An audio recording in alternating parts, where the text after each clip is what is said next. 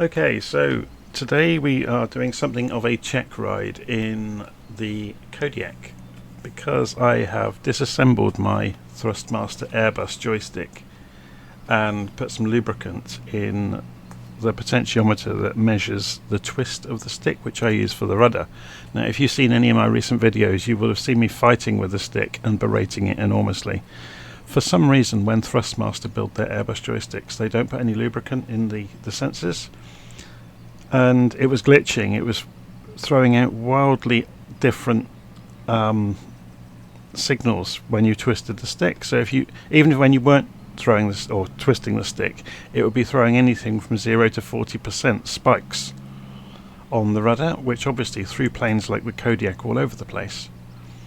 So I had it to bits this morning. I'd taken the stick, or disassembled the stick, taken it in half to show the sensor inside the stick that measures the twist, and squirted some WD-40 into it. Did it very carefully, reassembled it, and I'm now going to go and try it in the simulator. The beginning proof of what we've done, if we go look in control options now, and we select the appropriate control overhead, so there's the stick. If I go to sensitivity now, so you will notice now this right axis Z is not got any. If I move the stick around, there's a very tiny amount of movement. That's just me twisting it inadvertently. But you will notice now, yeah, it's not. It's absolutely smooth. Yeah. So, although, yeah, I say that, and then as I move it back, so you can see it's very, very smooth. It's much, much better than it was, which means that's just me letting go of it. So I can twist it with my fingers gently, and you can see there's hardly any movement there. So this is a completely different story than I had in recent flights. So we're going to go and give it a try in the Kodiak and see how it goes. So let's go back to the aircraft and resume. So let's get in the Kodiak. We're at Wycombe, Buckinghamshire airfield in Wycombe in the United Kingdom, purely because it's my local airfield. So we need to go and start the Kodiak up. So master switch on, bus on, auxiliary bus on, fuel pump on, or the auxiliary fuel pump I should say. We open the valves overhead for the fuel. We stop the Garmin from complaining. Okay, we open the fuel valve on the central console, and then we can hit ignition. We just check the position of the levers here. So we have the fuel condition lever we're going to need to put all the way forwards, although it doesn't make any difference actually. That's interesting. Why is that not wanting to be moved? Okay, so we'll just make sure we've got free access to the propeller RPM. That's fine. And we've got free access to the power. We've got reverse on the power as well. All good. So we're going to switch the generator on, the alternator on, hit the starter for the engine. Beacon lights on, strobe lights, nav lights, taxi lights, pitot heat on. And just waiting for the engine to come up now. So we're watching the gauges over here.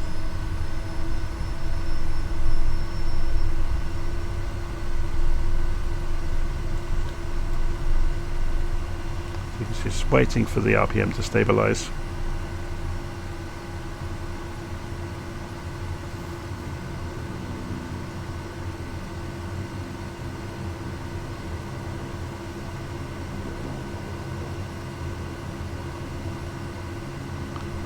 And it's pretty much looking good, so we can go and switch off the starter now, which is here,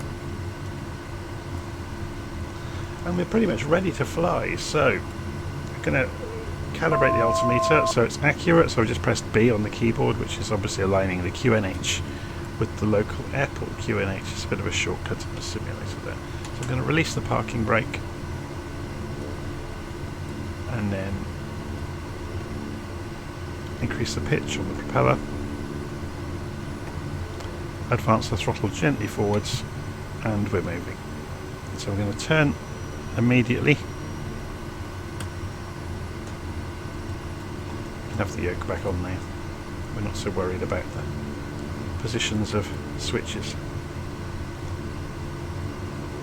So we can see, and you can immediately tell I've got very, very fine control over steering.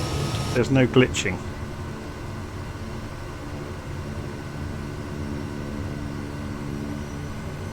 So all I need to worry about now is the wind, which we can go on the PFD, wind, option 3, back.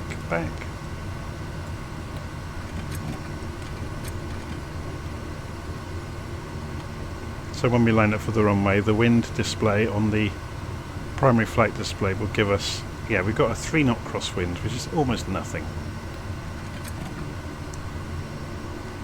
Okay, so we hold it on the brakes for a moment. Full throttle. And let go of the brakes. And the degree of fine control I now have on the runway is much, much better than I had before. See, I can very, very solidly hold the centre line. So we rotate and we're in the air.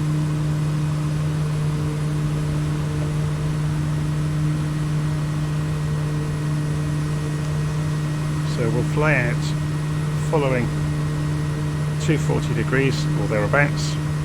The wind is trying to rotate the aircraft about its axis, but we won't worry. So we can now pull the throttle back to 3/4 and the pitch back as well, and we'll begin a slow turn to 60 degrees. Keeping an eye on the altitude, don't want to get much higher than 2,000 feet.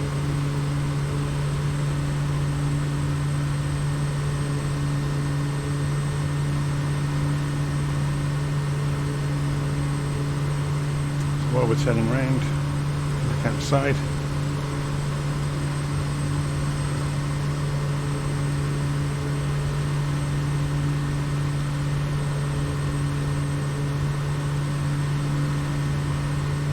Coming to 60 degrees. Level out.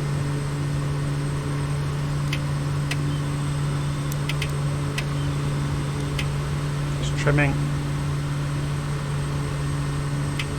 1800 feet's fine. So you can see the airfield down there that we just took off from.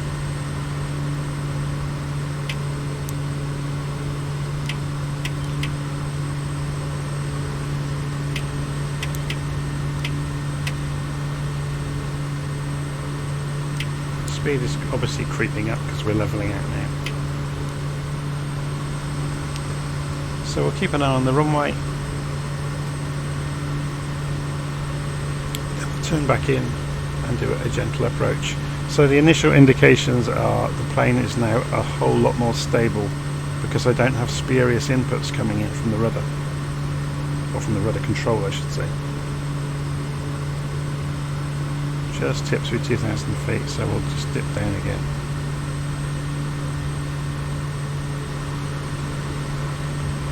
Okay, let's start turning back towards the runway. So we're going to cut the throttle back and begin our turn back. It's looking an awful lot more stable than it was. So let's centre our view up. There we go, perfect.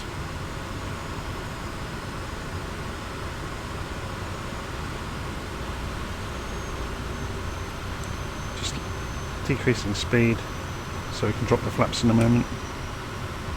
We're also descending as we come around the corner.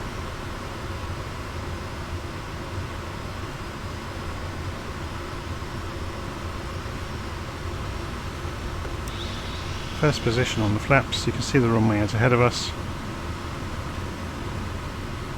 So obviously we were turning at speed, so the radius was a bit bigger.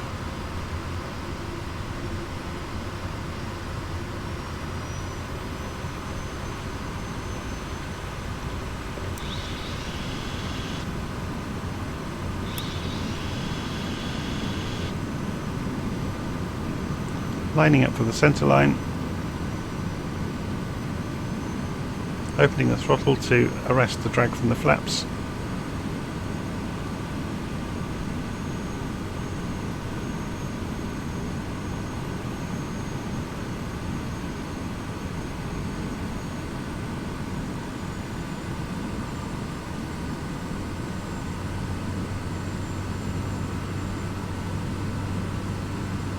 You can see straight away we have an awful lot more control. I can safely go below 70 knots, which otherwise I wouldn't have done in the Kodiak, because I've got very fine control over the rudder.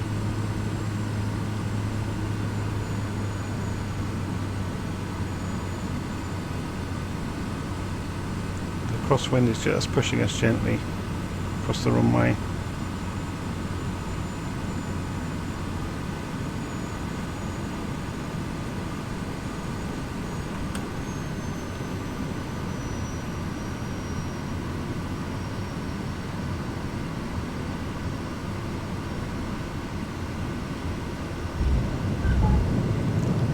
And look how much smoother that is at steering on the runway now. It's quite amazing how much difference that has made through having fine control of the steering, which I didn't have previously. So suddenly the plane is an absolute joy to control on the runway.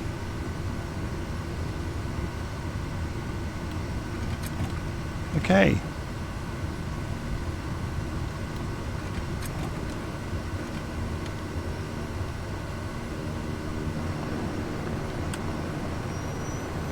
Go and taxi back. You can taxi on the runway, there's no traffic around.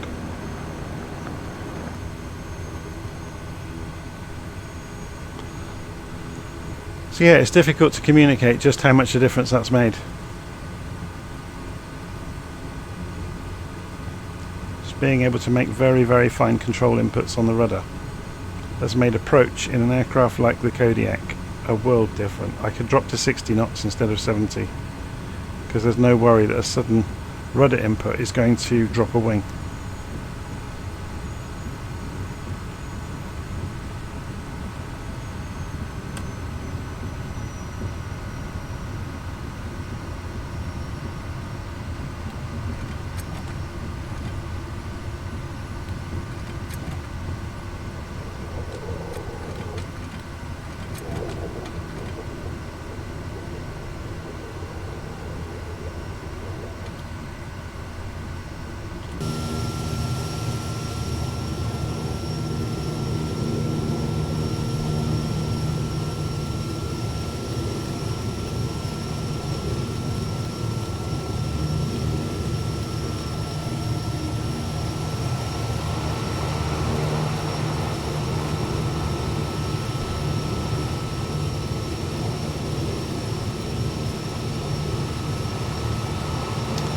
There we go.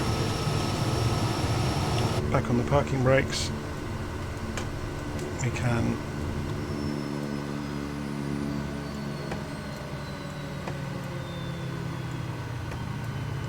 put everything back to the stops. Cut the fuel. Is it going to allow us to click these? These are always so finicky. There we go. Those are a particular hot spot. Actually, I think you have to have the mouse aligned with them for them to do. So obviously we're getting warnings now about discharging the batteries, which is fine, and oil pressure. So let's go and turn the lights off.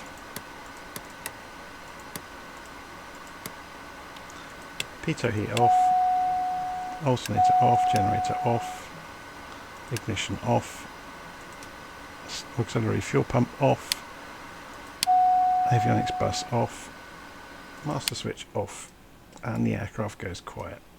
So there we go. That was the Kodiak.